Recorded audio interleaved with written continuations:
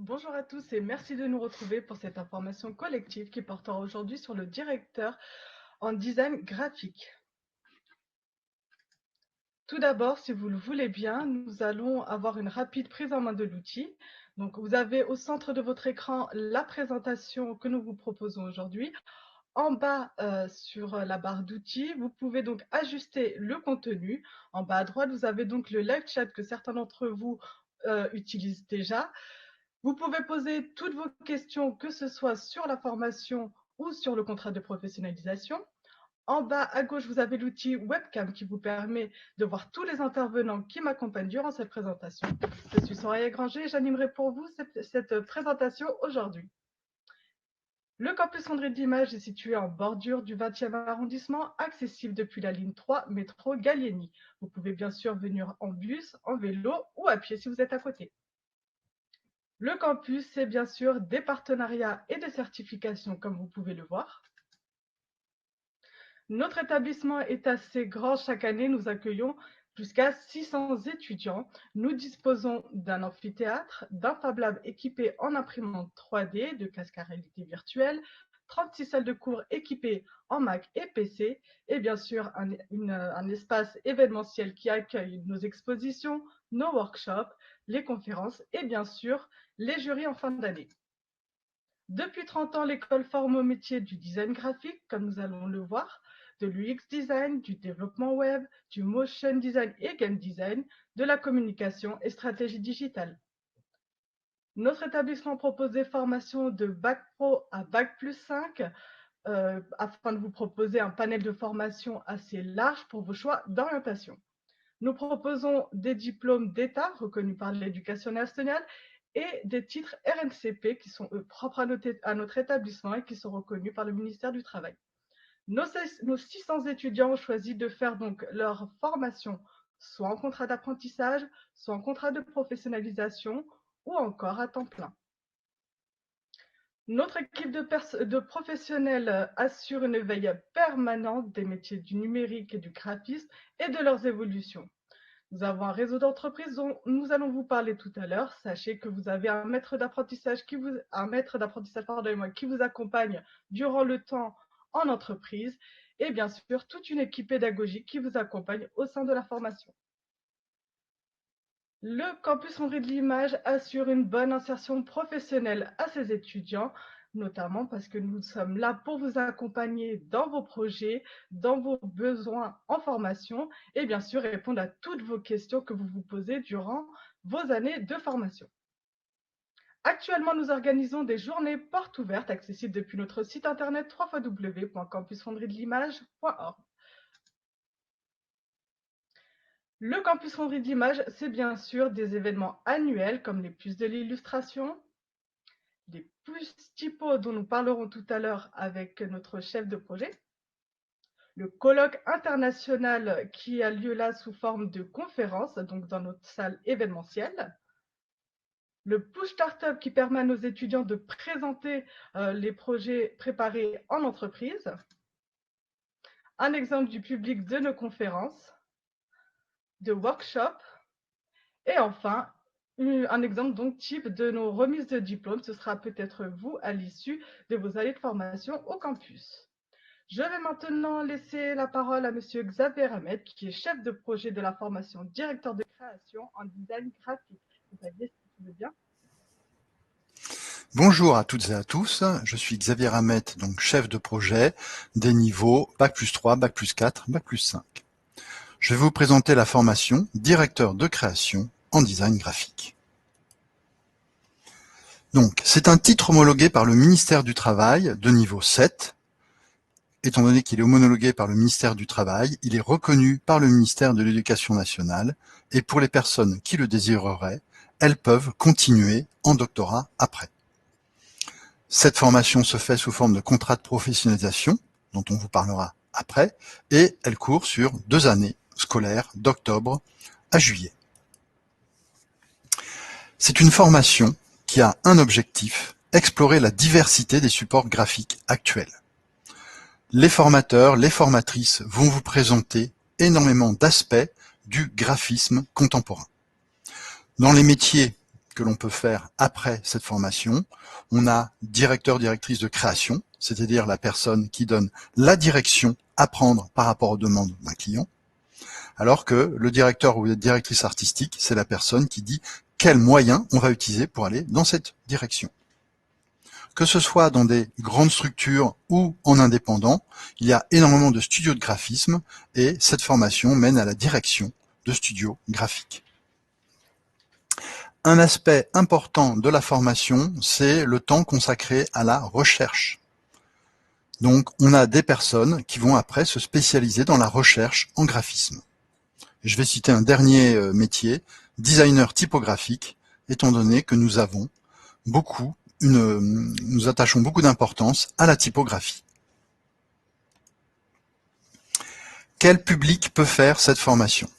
Donc déjà, il faut un bac+3 et il faut de très solides bases en graphisme puisque la formation sur 2 ans va pousser encore plus loin les connaissances graphiques.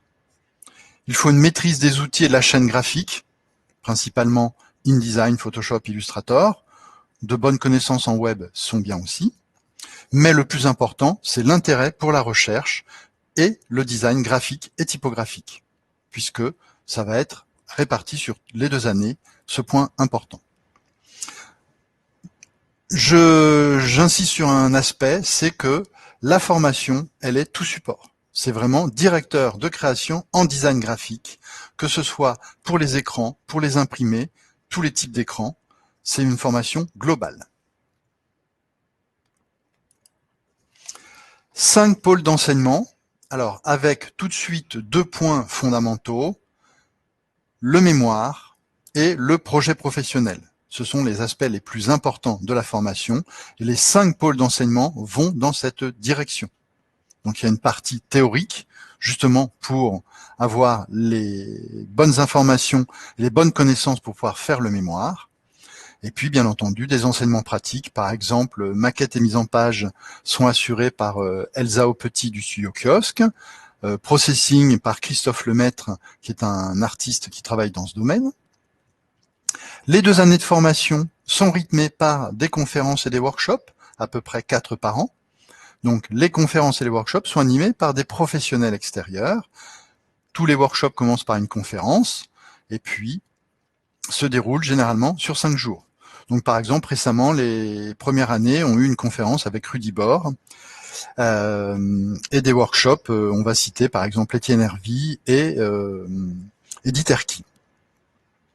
Depuis peu, nous avons rajouté un 5e pôle d'enseignement, la promotion d'activités, pour que les personnes qui terminent leur formation sachent parfaitement se vendre sur le marché du travail, auprès des entreprises, savent communiquer en digital, c'est fondamental aujourd'hui, aussi bien que sur les supports les plus classiques. Voici quelques exemples de travaux réalisés pendant les workshops. Donc la réalité augmentée, vous avez un visuel, vous passez votre smartphone ou une tablette devant, et sur le smartphone ou la tablette, vous avez une animation qui se joue par rapport au visuel. Donc là, par exemple, si sur votre smartphone, vous téléchargez l'application Campus Fonderie de l'image, vous pouvez parfaitement voir l'animation en direct.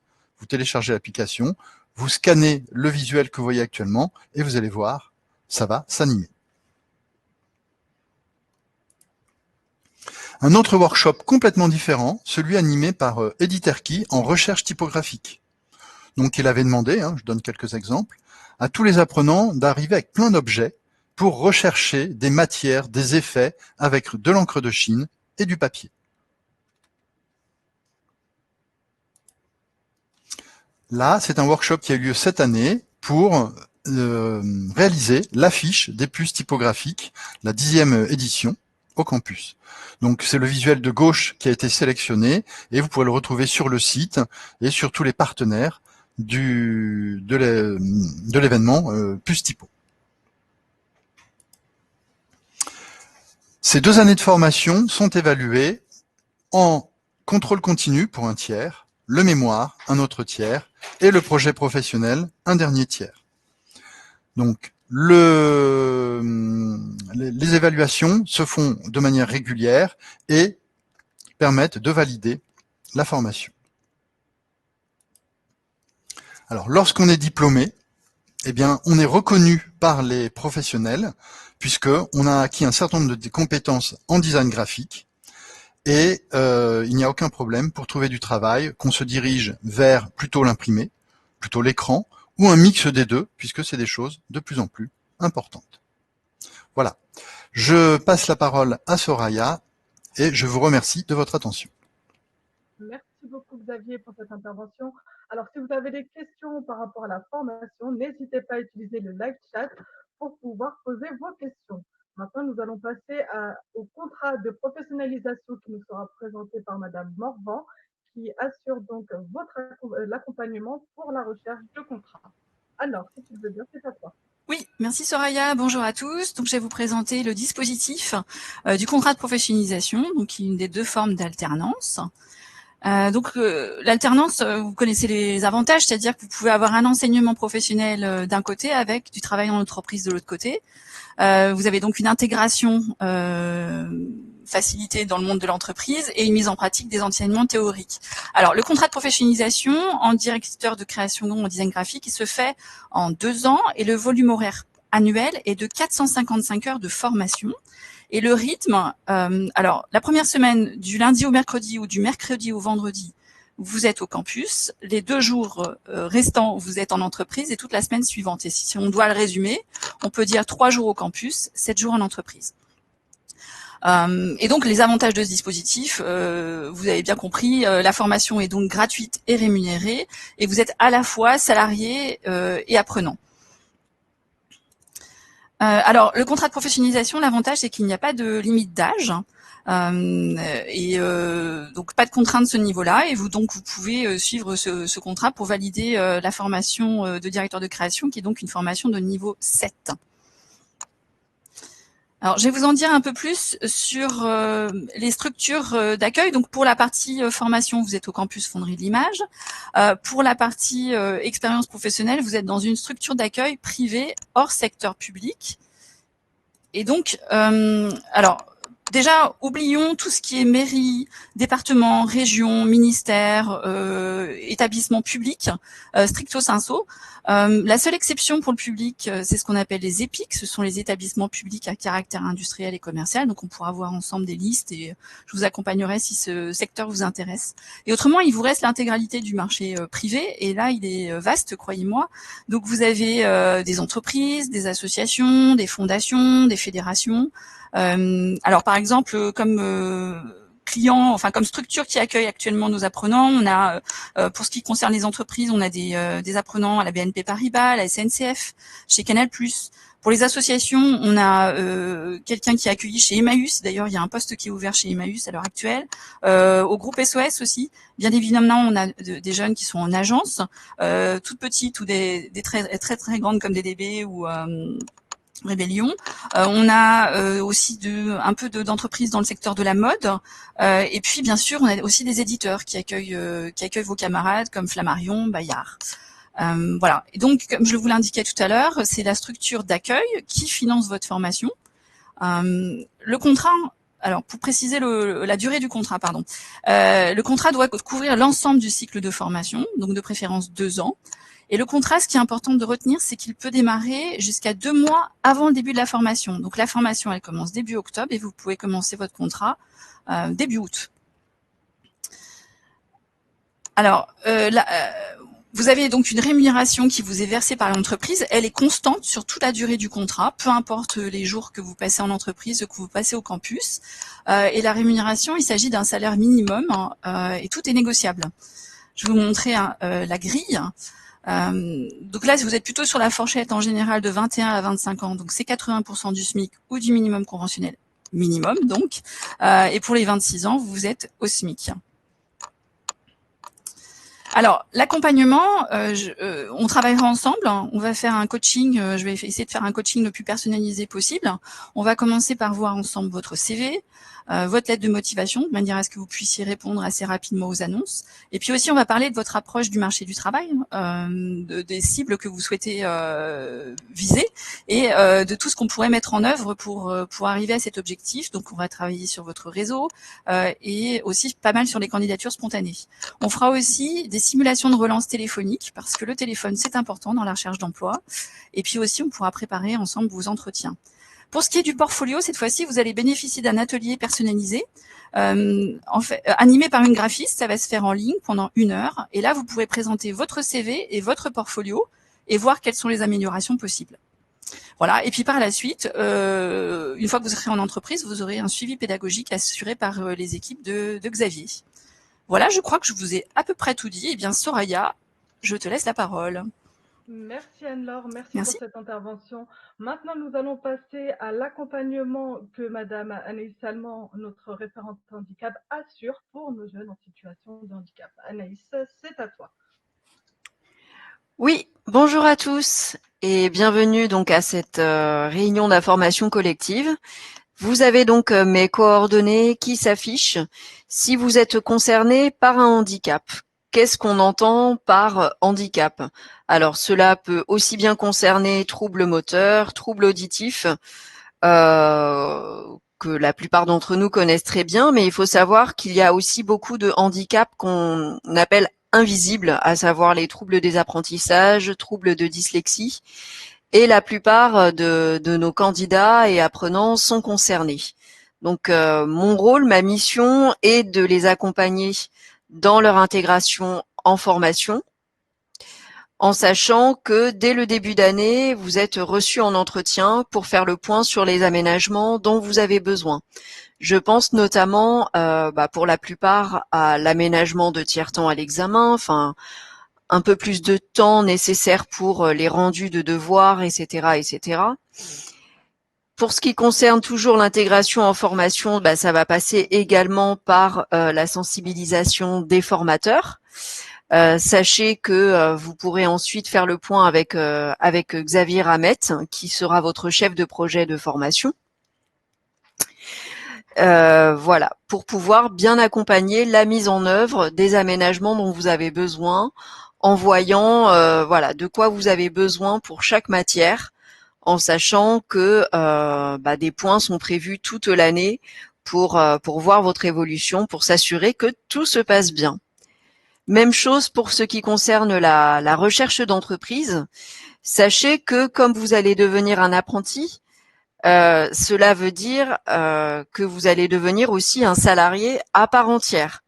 C'est pour cela que je suis là aussi pour vous informer, donc n'hésitez pas à m'appeler ou à m'envoyer un mail directement si vous avez besoin d'informations, notamment sur en quoi consiste la reconnaissance qualité de travailleur handicapé, qui peut vous octroyer des droits spécifiques. Je pense notamment dans le cadre de l'alternance au télétravail qui est uniquement accordé aux apprentis en situation de handicap. Si vous faites cette demande de reconnaissance sur laquelle je peux vous accompagner, vous pouvez aussi bénéficier d'aménagements d'horaires de travail, voilà, pouvoir justifier plus facilement vos rendez-vous de santé s'il y a, etc., etc. Voilà, donc je vous accompagne dans ces démarches et je pourrai, en amont du coup de vos recherches d'entreprise, vous mettre en relation avec mon réseau d'associations partenaires, car il y en a plusieurs. Je pense notamment à la Fédé, à Tremplin, à Arpège, qui ont des portefeuilles d'entreprises partenaires importants. Donc ça peut vous aider justement à trouver une entreprise qui soit sensibilisée à l'accueil d'apprentis en situation de handicap. Et moi-même aussi, j'essaye de développer un réseau d'entreprises partenaires, donc qu'il s'agisse d'entreprises adaptées, mais aussi entreprises ayant des services recrutement handicap spécifiques. Voilà, donc n'hésitez pas à me contacter et je vais repasser du coup la parole à ma collègue Soraya. Merci de votre écoute. Merci Anaïs pour ces informations. Nous allons passer maintenant à vos questions. Alors, vous pouvez les poser directement sur le live chat. Sinon, une question qui revient assez régulièrement, que notre chef de projet va pouvoir nous répondre, donc monsieur Xavier Ramette. Qu'attendez-vous lorsque vous étudiez un dossier de candidature en termes pédagogiques? Qu'est-ce que vous attendez donc de votre défi? Alors, qu'est-ce que nous attendons? Donc, il y a en effet un entretien de recrutement avec les formatrices référentes ou avec des formateurs importants de la formation. Nous attendons votre capacité à montrer déjà une bonne base en design graphique d'une part, et d'autre part, votre capacité à évoluer. Donc, vous pouvez très bien partir d'un point un petit peu éloigné à l'origine, je dis bien un petit peu, pas complètement, du moment que vous montriez une capacité de progression possible. Bien entendu, il faut avoir un certain nombre de prérequis pour tout ce qui va être la rédaction du mémoire. Donc, il y a beaucoup de cours pour aider à la rédaction du mémoire, mais c'est aussi un point important que vous devez défendre lors de l'entretien, si on vous pose des questions à ce sujet. Voilà, le point vraiment le plus important, c'est montrer votre capacité à créer du graphisme, à faire de la recherche en graphisme, à produire du travail graphique. Très bien. Merci beaucoup, Xavier, donc pour ces précisions. Maintenant, je vais avoir une question pour Madame Morvan. Alors, une question qui revient assez souvent. Avez-vous un listing d'entreprises que vous communiquez aux étudiants qui rechercheraient donc un contrat de professionnalisation? Alors,